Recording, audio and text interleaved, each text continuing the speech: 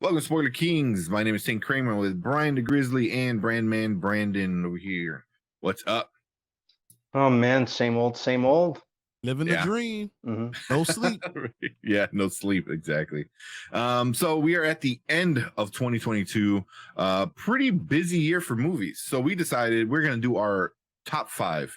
Each one of us are going to do our top five. So in this episode, Brandon is going to give us his top five and maybe a one extra one, maybe.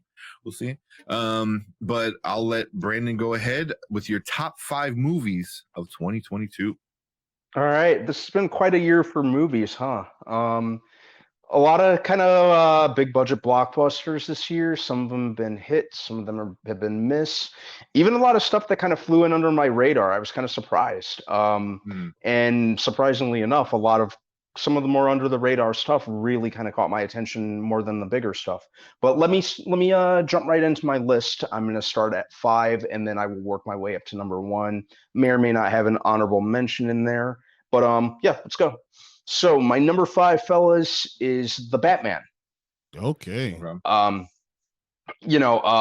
so many Batman movies that we've gotten over the years, different takes, different vibes, some kind of darker, some more fantastical, some campier, some grittier. But what I really liked about this one is the detective noir vibe that director Matt Reeves went for this time. Yeah. I loved the narration, I loved the vibe, I loved how just grim and grimy it was. There were times where I kind of even found it more grounded than the Christopher Nolan trilogy, which prided itself on being, really, really grounded. I loved how stylized this one was. I loved the way Gotham looked. Gotham was kind of a character all its own. I really enjoyed the approach to the character of Bruce Wayne. It was something that we hadn't seen on screen before. Like I loved how he was in constant Batman mode and kind of like this kind of antisocial, something very blatantly wrong with this dude from the jump. I loved the take on the younger Batman with Robert Pattinson. I'm looking forward to seeing sequels, seeing him kind of make that progression into the Bruce Wayne that we're a little more familiar with.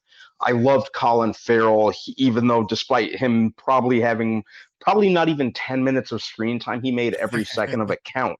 Yeah. My brain's still trying to process that was him in those prosthetics.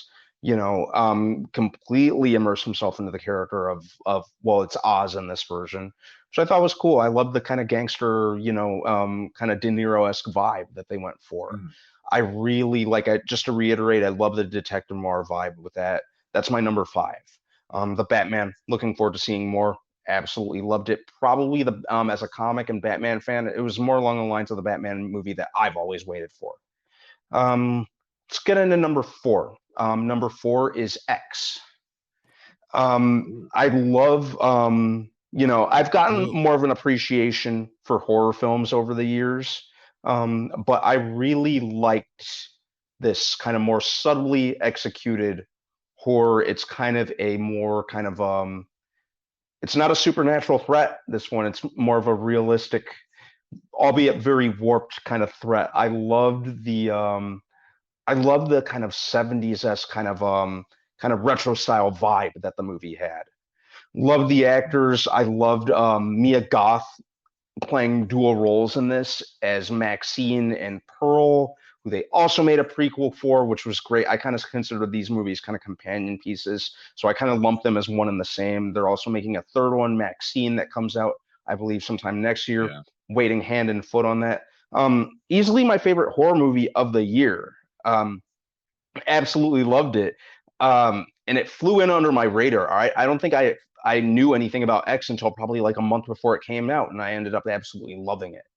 So I love the slow burn, subtle execution in horror of it. Looking forward to Maxine. Loved Pearl. Mia Goth. Who saw Pearl? Did you guys see Pearl?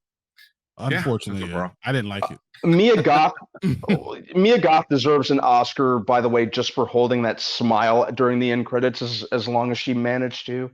I just want to say that, if I was standing in front of her and she's smiling at me like that, I probably would have dove out the window Scott Pilgrim style. But yes, let's move on to my number three. My number three is The Banshees of Inisherin. That's my number 3. Mm.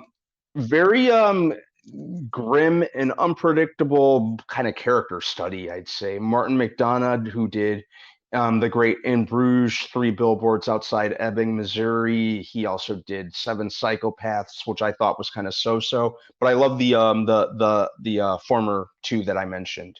Colin Farrell and Brendan Gleeson were very, very great in this. I love the, very much Irish-rooted vibe it went for. I really was kind of fascinated. I found the plot fascinating. It's very simple on surface level.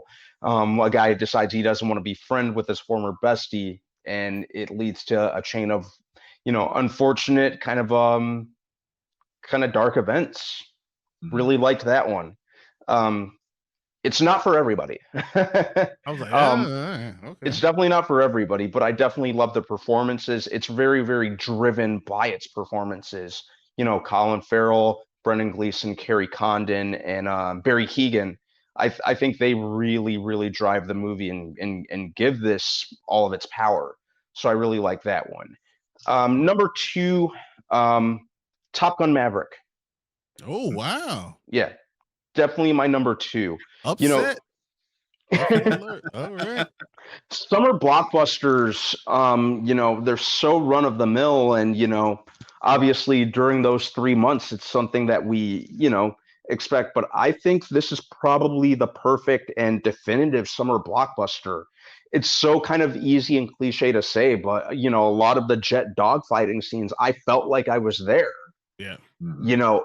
As far as a legacy sequel goes, it definitely had heart to spare. The scene with Maverick and Iceman talking was absolutely excellent. That still gives me tears. Right? Right? Yeah. My mom and I like teared up in the theater, man. But but it was so much more solid than it had any business being. Yeah. I thought, oh, they're just kind of making another. Oh, I'm gonna go see it. I was never a fan of the first Top Gun, but this one, I'm like, holy shit, this was amazing.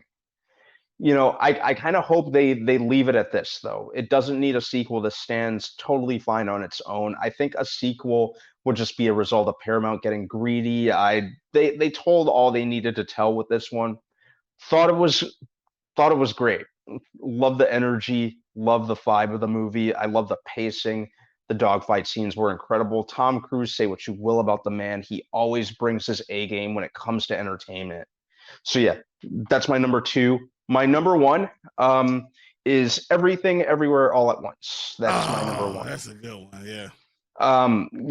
This was the Multiverse of Madness movie that Doctor Strange, that Multiverse of Madness failed to be. Like I think one of our viewers said when we were doing our Marvel rankings a couple of weeks ago that Multiverse of Madness should have blown the MCU wide open. This blew a multiverse wide open in one fell swoop in a self-contained, very original movie. People sleep on how great an actress Michelle Yeoh is. She killed it in this. Hell, Short Round from Indiana Jones was in this. Now he's probably undergoing a career resurgence. He was great in it. It had great fight choreography. It really leaned into its premise. It made the most of its multiversal premise, which I really, really appreciated. I absolutely loved that. There were parts where it really hit me in the feels, especially near the last 25, 30 minutes of the movie. It's everything a multiverse movie should have been, and it was completely original. The Dans directed this movie, who directed Swiss Army Man, which is a movie that I absolutely love that flew in under my radar back in 2016. Who would have thought a movie about a farting corpse would have touched me the way it did? But I'm really interested and invested in anything that these guys make in the future. I didn't know about this movie until like 2 or 3 weeks before it was even released. Mm-hmm. And I absolutely loved it. But yeah, Everything Everywhere All at Once is my number 1. My honorable mention is probably going to be Nope. Man. Loved Nope. I'm very, very interested in anything Jordan Peele comes out with. He set the bar high for himself with Get Out, right out the gate.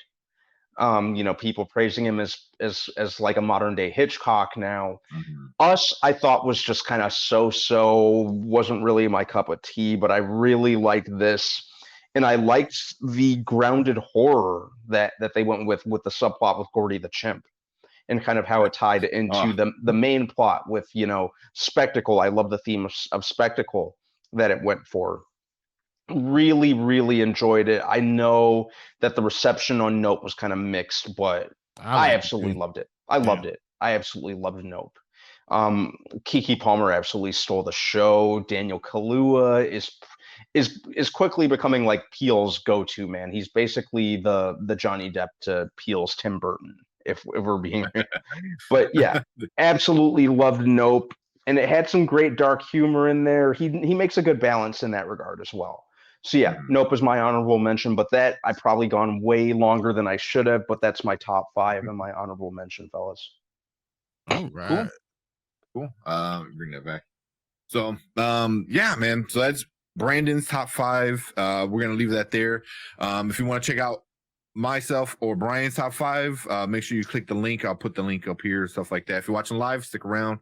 We're gonna get into that next. But yeah, leave a comment. Let us know if you agree with Brandon. If you disagree, if you want to put something else in a different spot, leave a comment down below and let us know. I'm sure there you go. He's asking for it.